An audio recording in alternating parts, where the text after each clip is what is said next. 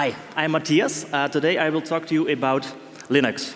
Not of the boring stuff you might already know, but some of the gotchas that when I was still actively a PHP developer, the things I wish I knew a bit earlier. It could have saved me a lot of time. To still give you an exit, these are the topics we will cover. If it's not up to your liking, you can still leave. I won't hold it against you. I will give a brief introduction to Linux and just different flavors you have out there. Some cool things with SSH, without just logging in, but doing some more advanced things.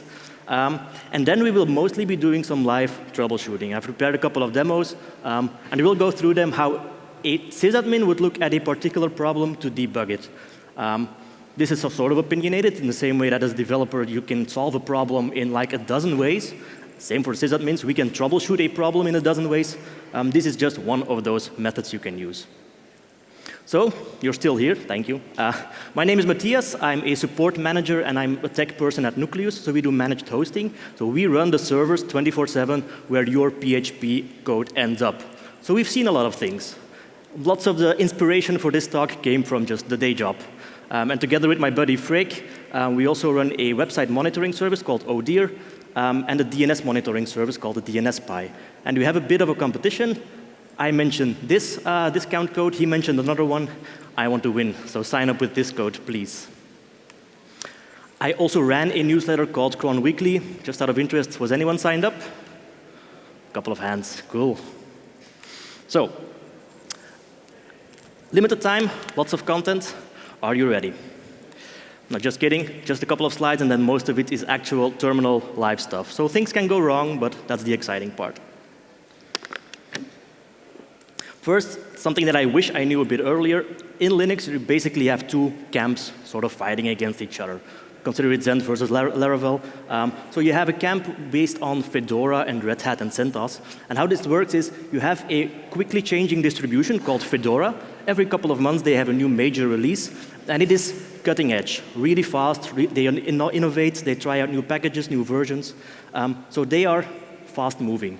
Then Red Hat comes in, a commercial company, and takes a snapshot of Fedora at that time and labels that their enterprise solution. From that point forward, it's more of a slow rolling distribution because they focus on stability and actually providing support.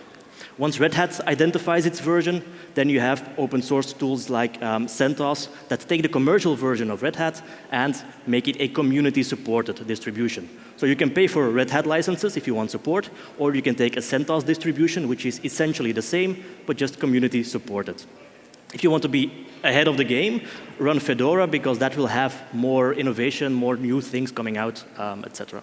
On the other end of the spectrum, those are the two camps then, there's a Debian and Ubuntu flavor, where Ubuntu takes packages from Debian, again, creates a system where they can offer support and contributes back to Debian. None of the demos that I will show you are specific to a single distribution. It will work on each and every one of them. So let's get on with the basics. I'm going to assume that each and every one of you knows how SSH works, or at least has at one point done something with SSH. For instance, once you SSH into a server, let me enlarge this a bit.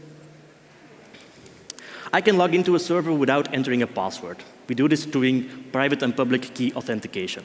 How does this work? On the receiving end, you have a hidden directory called SSH, and in there are a different number of files. In order for me to gain access to a server without entering a password, I need to be entered in the Authorized Keys file. So this is my public key. This has been entered into this file, so I am granted access to this server. This is the stuff we all know. But Authorized Keys gives you a lot of power to do a lot more than just this. For instance, this is the default format that we have available to us. So it's, first of all, the encryption algorithm used for your key. There's also DSS. There are some more elliptic curve ones. Then your actual public key.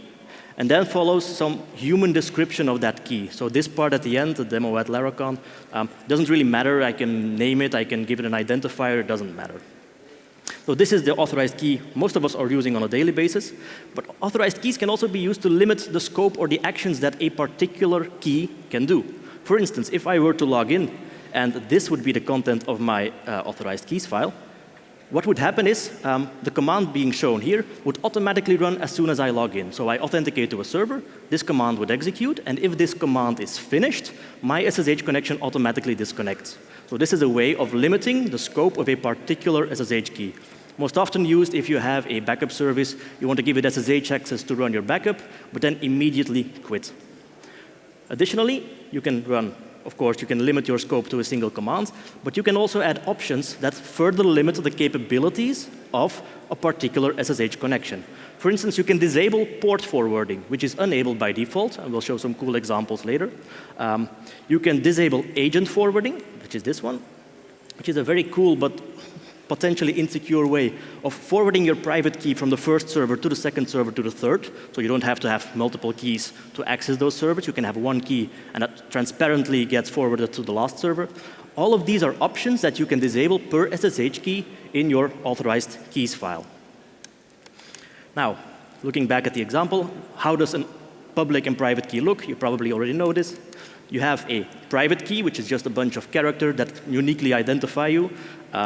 And you have the public key variant. This simple method of public and private key authentication is used everywhere. It is used in SSL certificates. It is even used in Bitcoin addresses. It is used throughout our industry. And just the concept is private key stays private, public key distributed anywhere. You would think this makes sense, but as a managed hosting provider, we get sent a lot of private keys where they accidentally meant the public key. Keep your private keys private. SSH can also be used to do port forwarding. There are two different kinds. You can do local or remote port forwarding. Each has its own purpose. For instance, imagine you are on your laptop and you would like to access the staging, God forbid, the production database. But you don't have direct access. You can't just use the MySQL command from your Mac to the server. Firewalling, whatever, it will not allow that. So, as the demo, I will show you that, indeed, my Mac does not allow this. So I cannot connect to a remote server because it's blocked, it's firewalled, whatever it is. But as soon as you have an SSH connection available to that server, you can use the SSH connection as a tunnel to get the same result. For instance, copy-pasting is hard. From my Mac, I will run this command. And what will this do? I'm going to run an SSH connection and indicate with a -L that I want to do local port forwarding. And I will connect to the demo user on demo.laracon.eu. I know this works because I can just blindly authenticate to it. My public key has been added.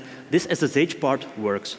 Now, once I am connected, I will do two interesting things. I will, on my Mac, open a port on a sort of random identifier, so 13306 for MySQL.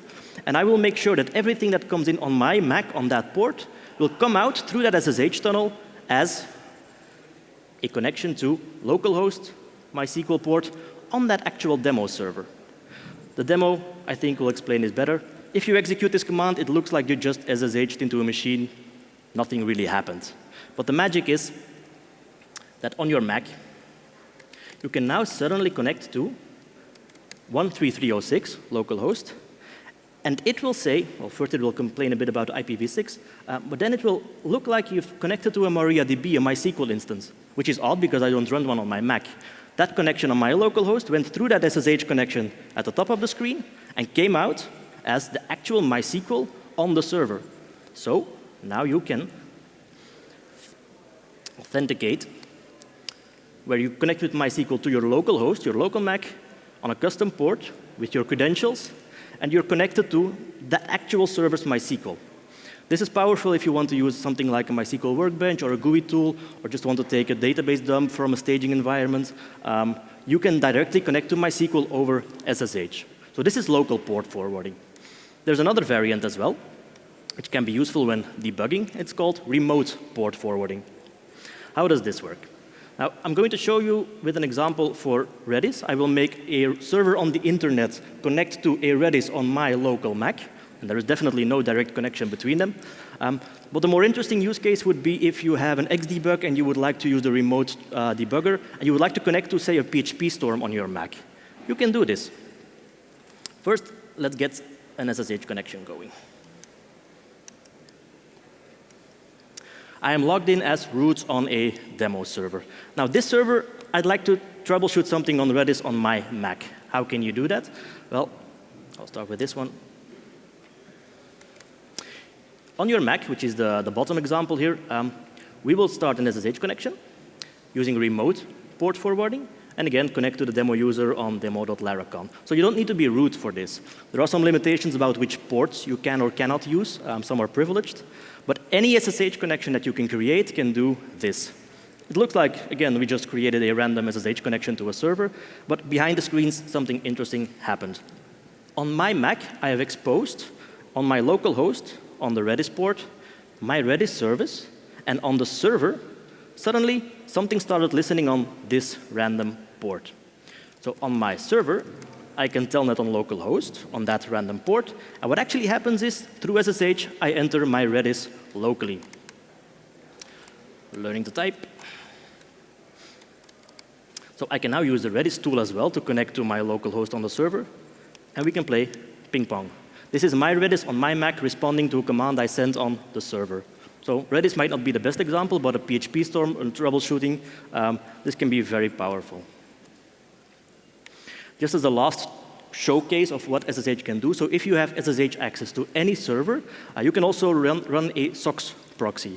This means that a SOX proxy is basically a dynamic proxy that you can run most of your traffic through. So you can tell your browser or your operating system to send all its traffic through that SOX proxy, and your outgoing IP address is going to be that of the server, not that of your local machine. So it's useful for bypassing proxies. It's useful for if you have just environments that are firewalled and are limited in scope. You can create a proxy to a jump host and use that as the outgoing connection for any of your HTTP or HTTPS traffic. Now, let's do some more live troubleshooting. So this was a bit of the theory part. This is the part that can go horribly wrong.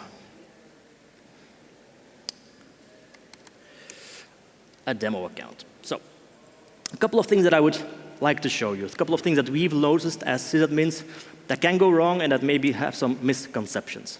Now, before I get started, I have to do a bit of housekeeping because my monitoring system just informed me that my disk is almost full.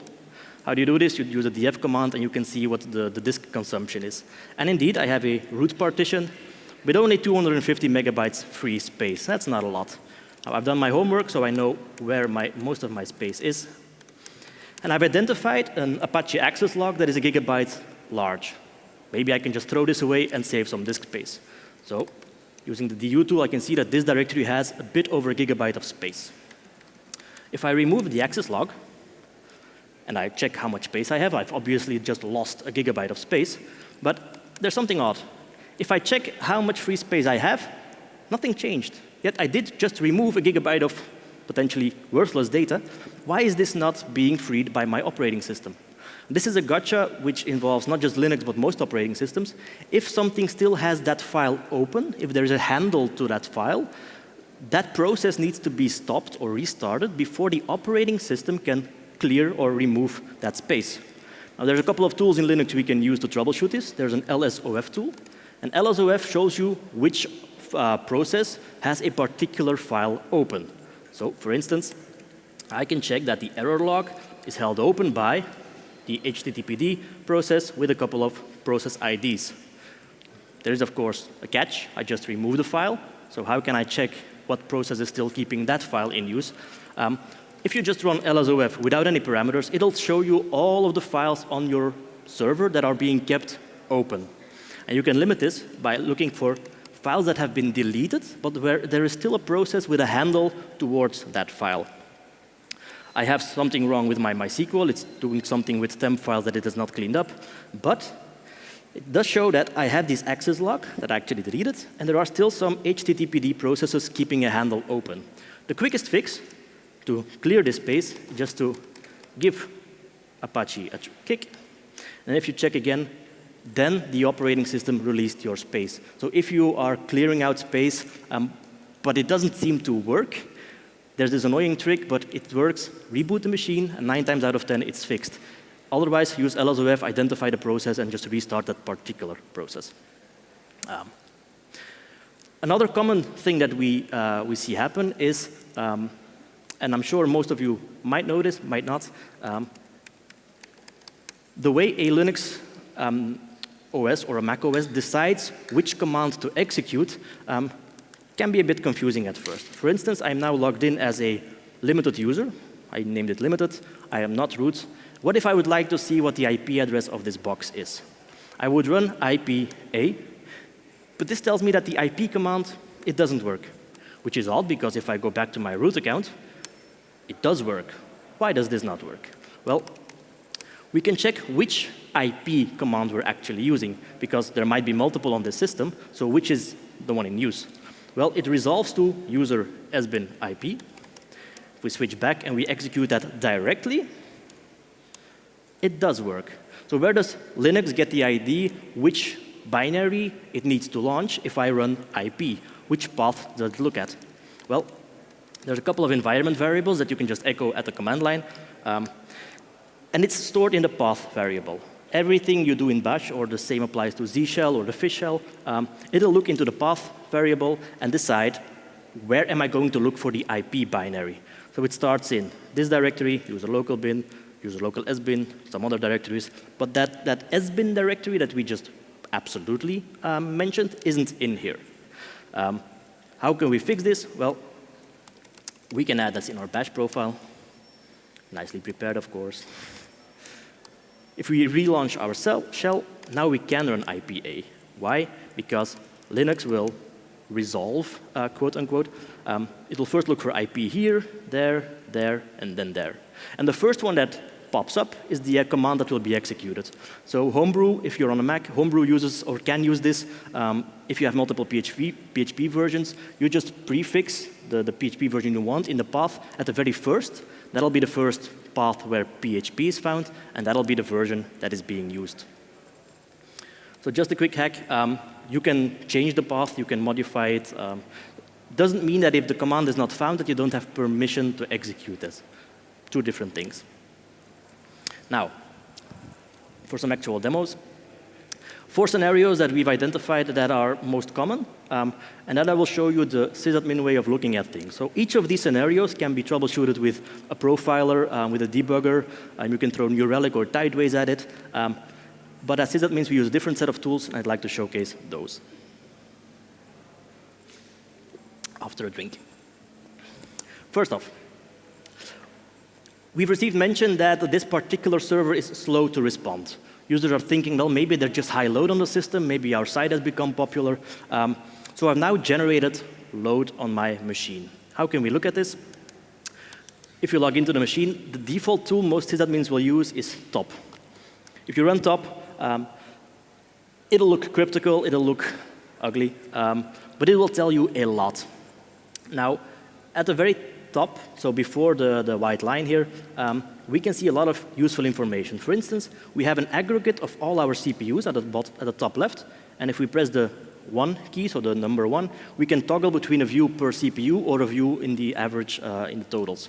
If we go per CPU, you can see that this machine has 2 CPUs, and about 20% of the CPU time is spent for the user. User in most cases means PHP, so your actual PHP code. About 50% of the time is spent in system meaning system calls, kernel calls, most of the things you don't really have under control.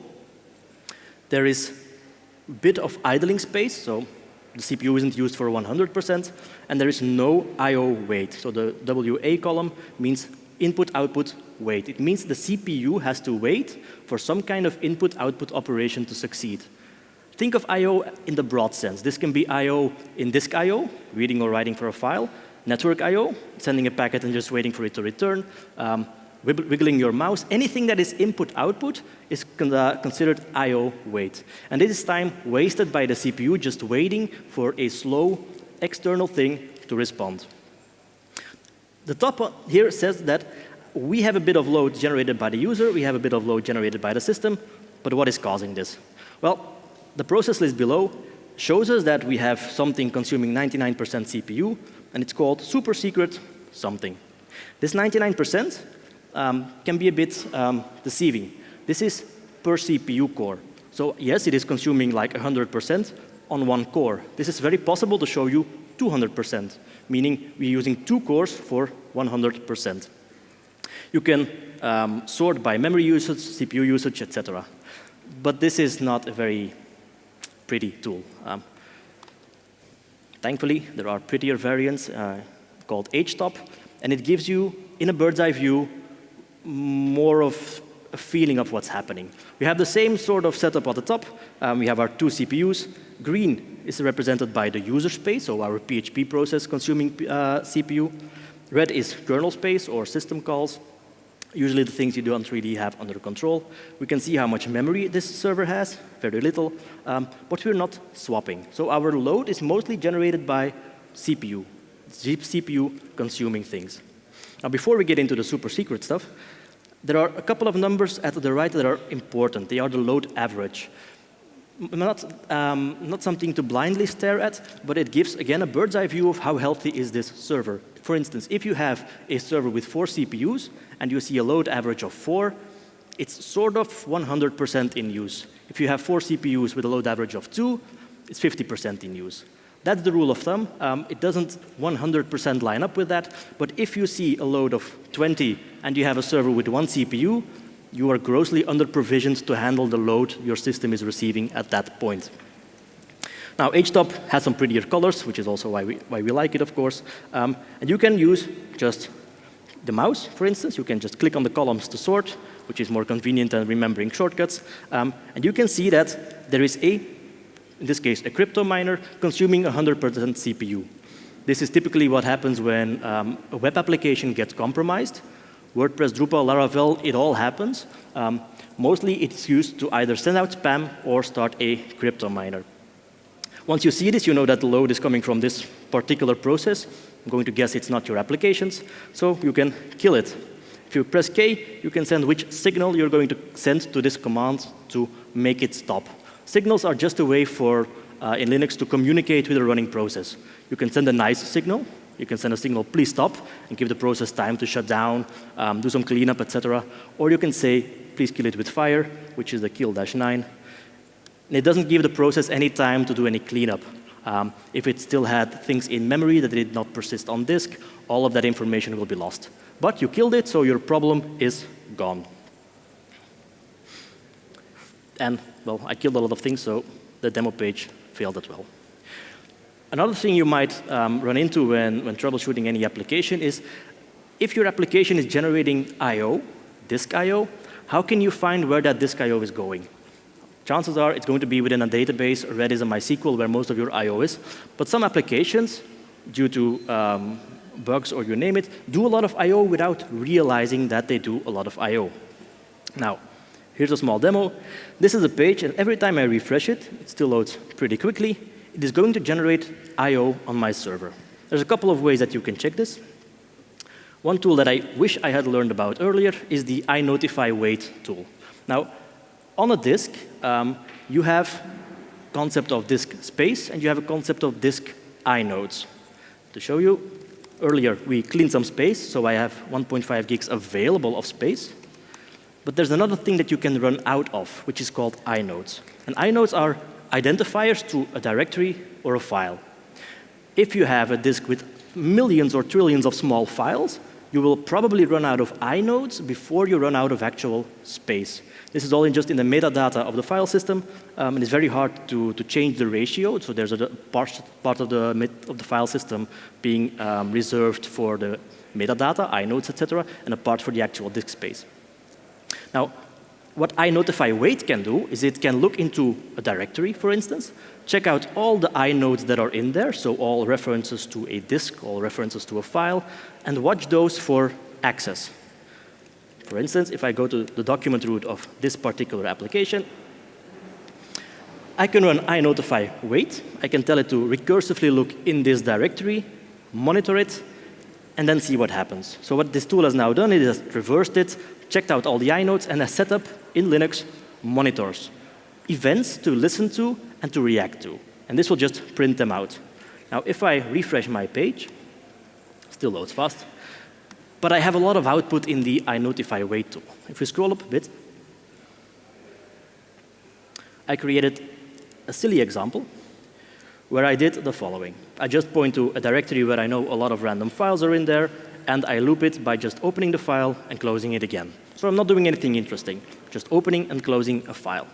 What does this mean on the file system, on the server? Well, we can first see that the PHP file itself has been accessed. Of course, it needs to execute that. That makes sense. These are just a couple of includes that are happening. And then we see on the server all of the disk I/O being generated by just this simple action. So we have a lot of CSS files in there, and we're opening, closing, all of them. These are input-output operations. These are generally slow because the disk is generally the slowest part of any operating system or any server. But this gives you a way to visualize this. Now, what's interesting here is if you have a well-designed PHP application and a well-designed server, you really shouldn't see much in here, because what happens the first time you load a page, your server is going to have a look at all your PHP files, your op cache gets generated, and that op cache gets stored in memory. So the first hit is going to be very hard on I/O, lots of I/O being consumed, but then the next hit to a same page or the same PHP file shouldn't touch that much PHP anymore because it's in memory. So you can also use iNotify_wait as a tool to check out if your op cache is working. If you see a lot of includes from your vendor directory, op cache probably is not working.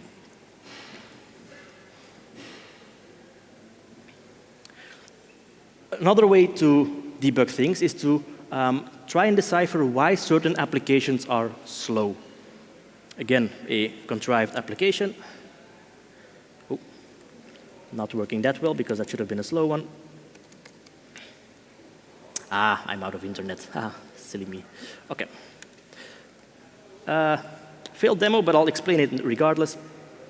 So if you have an application that is slow to respond, you can use a couple of tools to find out why. Now, obviously, there are PHP tools, like profilers, to do the same thing, but there's a sysadmin way to look at things as well. For starters, we first will identify what is running on this box. So we know that PHP is running, probably as FPM, and it looks like this. So we have a master process running. We have 2 children being spawned, which means any request that I send to my server is going to be handled by one of these 2 processes.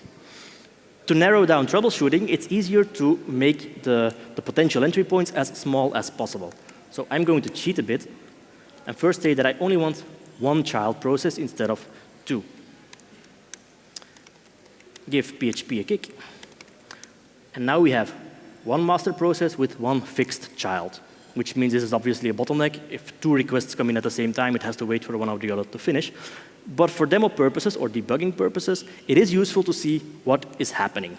Now, I will introduce to you a tool called strace. And strace is a powerful tool that gives you the ability to look at the system calls being generated by a particular process. So it is cryptical, it is non-descriptive, it is really low level. I'm not going to be able to see which PHP file or which line in that file caused that function to fail. I'm going to see what the result of that is on the server. When would you use this?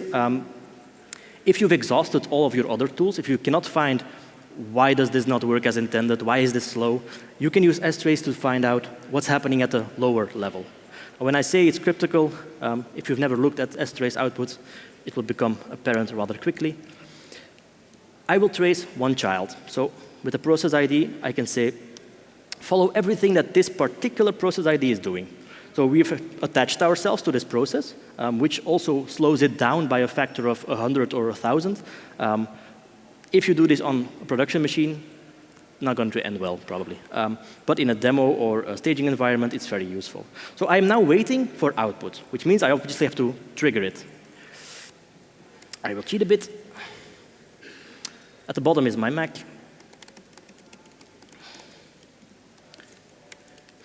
And I will do a curl call to that particular page. And now we can see at the top, it generated some output.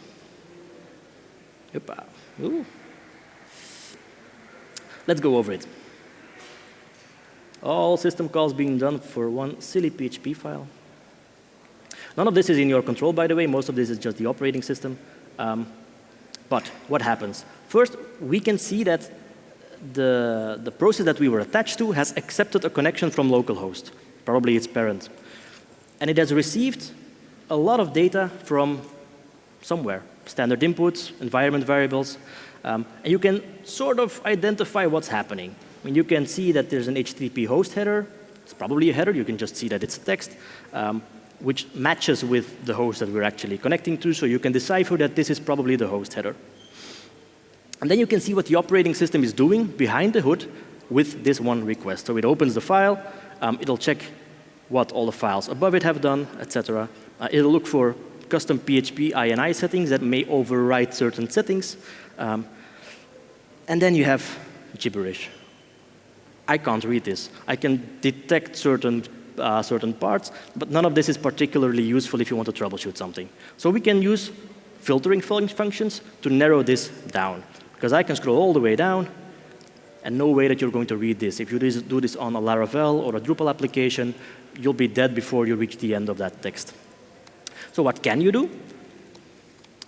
You can ask strace to filter for certain system call events. For instance, we want to trace only file-related events, then we can strace again, relaunch our curl call, and we are limited to everything related to the file system.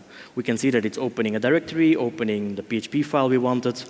OK, that's nice. We can also trace anything related to the network. Network is a broad sense. It can mean connected to a remote MySQL or remote Redis. All of the network calls can be traced. So, repeating the same demo. What do we see here? We see that, again, cryptical, but you can sort of decipher it. We see that this particular process is connecting to something remote. So it has launched a connect to an IP address, which happens to be Google's, and it wants to connect to a port 1234.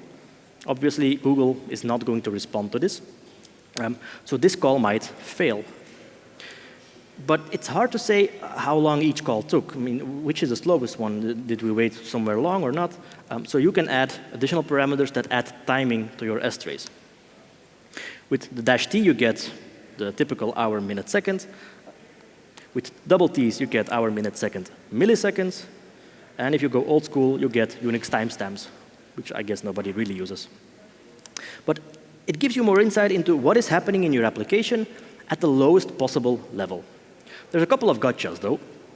And I will show this with another demo. For instance, I cheated a bit because I've used a static amount of PHP children that are being used. But you can also use an on-demand PHP method. Meaning, if you look at what PHP is doing right now, well, it isn't doing much. There's a single PHP master process running, but there are no children, so you don't know what process you should follow. Whereas if you launch the command, it'll spawn a child, do its thing, keep it alive for a couple of seconds. Who knows, someone might reuse this. But eventually the child dies, unfortunately, and then the master process ends without children. And the system repeats itself. So you can also run strace with an F parameter, meaning you want to follow any process that forks from this parent. For instance, we want to follow the parent, and we want to follow all of the children that get forked out of it, which also means that if this parent spawns a new PHP process, but your PHP spawns a convert command for ImageMagick, some kind of debugging tool, whatever, it'll also follow those. So you have an entire trail of beginning of a request all the way to the end.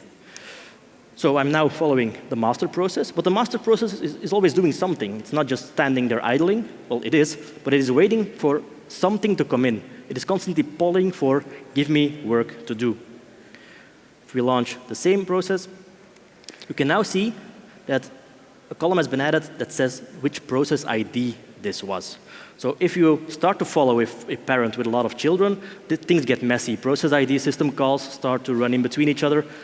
You can use the process ID to identify which process you're trying to follow. But much like top versus htop, this is black and white, not very descriptive. So what can we also do?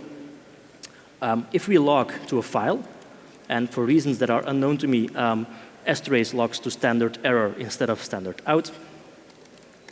So if we log and just do a couple of curls, what we now have is a file, a couple 100 kilobytes large, with the actual strace output.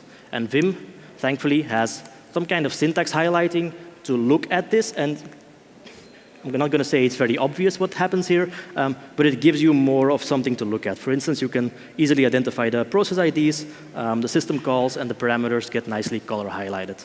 So that's a nice trick to see more than just the white text on top of the screen. Another thing that is most easily debugged from the server end versus the PHP or the client side is anything that has to do with locking, file locking, whatever. And I'm going to show an example, and I wish someone had told me this a lot sooner. When I started as a PHP developer, I had no idea how sessions worked. Nobody bothered to explain it to me. They were this magical thing where you can do a session start, you have this session super variable, and it works out of the box. Obviously, there's lots of things going on.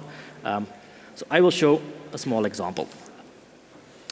This is a page that takes long to load. Why? Because it might be doing a lot of database queries. It's just slow. So every time I refresh this page, it is going to be slow. Why? Because I put a sleep there, obviously. But what does this do? This is mimicking most of PHP applications out there where somewhere at the very top of the code, mostly unbeknownst to you, mostly transparent, a session is started. Session start gets called either directly from the PHP INI setting because it's on by default or somewhere in the code. What this does is it generates a session ID for this particular user. So by default, that means you get a cookie sent to you. I will show this here. First, I will clear my cookies. So if I reset a page and a session start is being called, what happens is PHP is going to send me a cookie that uniquely identifies me. And everyone or every request that I make on the demo.laracon.eu domain will have this session and will be sent by my browser to the server to identify me. So at the first request, server gives me a cookie. And at the second request, if I refresh the page, I, as a browser, will send an identifier back to the server. So we now have a way to identify me as an individual. I am something something to C. Now this is the part that never really clicked for me. How does the server know what data is in there? Well, by default, all of that data gets stored on a file on a server. You can overwrite this. Laravel overwrites the location, but you can put this in memcached or in Redis. But the same logic applies. There is a locking mechanism in place that handles this. For instance, I have on this server, all of the session data is being stored in this particular folder, which means I have this identifier that is me.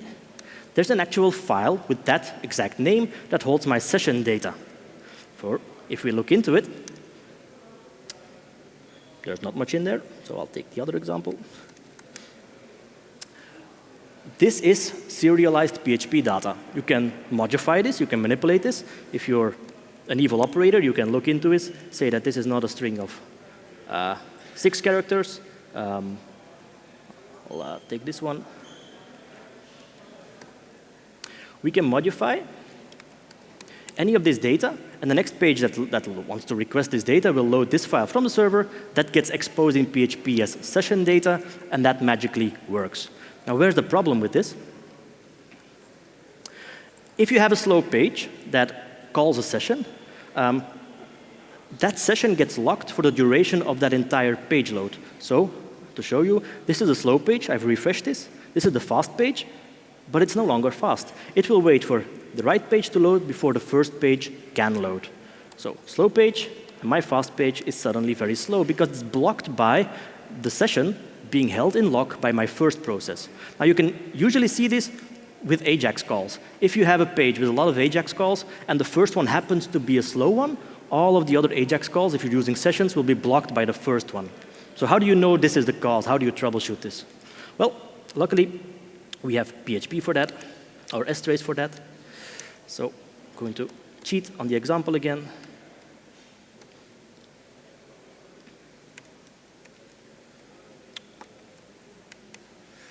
I will start a PHP process with fixed to children. Oh. So I have my parent and I have my 2 children. If we look at what happens, I want to track these 2 process IDs. I care about the timings because we're trying to troubleshoot something that is slow or blocking. But I only want to look at files because my assumption might be maybe it's blocked by some kind of file I/O. So we're running strace, and now we have to wait for our problem request to come in. So I refresh the slow page. I refresh the faster page, which happens to be slow because it's blocked by the first one. And let's look at what happens. I'm only tracking the file system calls, so this is limiting my output. We can see that we're running the PHP process, and the interesting part starts here. My first PHP process, which is the one ending at 3.4 process ID, has opened the session file. And it has opened that in an exclusive lock, which means nothing else can look at this data without the lock being released. Now, the problem is that, meanwhile, a request has come in for a second page, which, if we follow this bit, the 3.5, it also wants to access this particular file, but it can't until this file has been released by the first one. How do we see this? Well, that's the part that gets a bit tricky, but if you look at the LSOF tool that we saw earlier, you can see what files, what processes keep a particular file in lock. So right now, it's nothing. No process is running with a lock towards this file. Now, if I reload my slow page and I reload the example, I now see that there is a process with a particular bit that has this file in lock. So if you want to identify why is this file not being released, why is this blocking in some way, this is one way to look at it. How can you fix this? Well, I have yet to find a good way to implement it without invoking race conditions. Because there's a reason session locking happens. It's to prevent two files modify, or two PHP processes modifying the same session data and just writing it at the same time. Only one of them is going to win. So you don't know which data is actually going to be preserved. But what you can do explicitly, if you have everything under control, is force a session write close. This will tell PHP that, OK, I've received my session data. I've modified my variables. In this case, I've added some random data to it. Now you can write it so that it's free for the next process to come in. Now the problem is this particular request might take 5 more seconds. And if somewhere later on you would like to modify the session data again, you can't. But what this does solve is a performance or a locking issue, where if this was the slow page and we refresh it, this is the fast page. Well, the fast page is still fast because it doesn't have to wait on that file handle being released. So 2 really powerful tools, but I'll be honest, they're usually a last resort if you want to use them, are strace and LSOF to identify which processes are being held open. Now, everything on Linux is basically either a file, either an environment variable, and even something like a socket or a TCP connection can be identified as something like a file. For instance, you can use LSOF, the tool to list open files, to also list open connections or processes having a connection towards a port. Hard to say in words, but a demo will make this more clear. For instance, you can use LSOF to see which process ID has something on port 80 TCP open. And it allows you to filter anything related to Apache, in this case, that has port 80 open. So LSOF, even though it's a tool for looking at which files are being held open, is more versatile than just that, which is basically the premise of everything in Linux. A tool that looks simple probably has like 10,000 parameters that you can use to make it do something you might not have thought it would be able to do. Let me quickly look at my cheat sheet to see if I covered it all here. OK.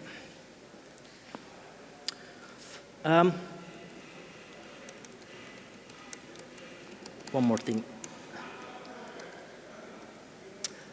One cool trick that I would like to show you, because most servers don't enable this. So the slowest part on any server is going to be your disk I/O. Disk I/O, write, read, you try to avoid it as much as possible. But for troubleshooting, you want logs, you want metrics, you want something to look at when something is not performing as you'd like. So you usually have your access logs for Apache or Nginx, but PHP, being its own process, has the same concept. So you can look at a PHP access log, you can look at a PHP error log, and let's look at it cleanly. If I just refresh the home page, what happens is I'm going to hit PHP. Now this access log here, it's not my Apache, it's not my Nginx, it is the request that has been sent to my PHP FPM daemon. This is powerful because this allows you to see that, okay, Apache received a request. It has already sent that off to the second thing, PHP FPM, and that has also received a request. But what you can also do, and I'll quickly glance over it, is the access log in PHP FPM is very, very extensive, but hardly anyone is using this. Mostly, especially if you're also using Forge servers, disk I/O is limited as much as possible. Logging is just disabled by default. But if you want to troubleshoot something, especially like slow requests or how much CPU has been in use by a particular process, you can modify the access log format for PHP FPM to include things like how much time for this process was spent in user space versus kernel space. You can have that all in your logs. If you can aggregate that data and then send it off to a remote logger or you name it, you can use it to see, are my requests going faster, slower? Is my time shifting? Is more time spent in the kernel or more time in my user space? It's a very powerful tool that you can just customize for your own needs, but it helps troubleshoot, especially the edge cases, the harder to troubleshoot cases. So,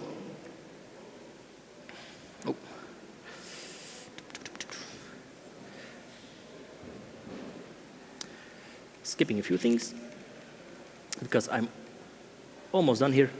What I would like you to leave the room with is an understanding that there are two ways, multiple ways to look at a problem, but there's one way to look at it through code and just code, but know that in the end, code gets translated to something machine-like, server, be it a BSD, a Linux, or a Windows, and there are tools to troubleshoot everything from that end as well. Because all of the tools that I've just shown you might help you troubleshoot PHP, but it will also help you troubleshoot Ruby, Perl, Node, Go. It's language agnostic, and it allows you to look at things just from the server point of view. With that said, I hope you've learned something new, and I hope you learned something that you can use later on. So I thank you.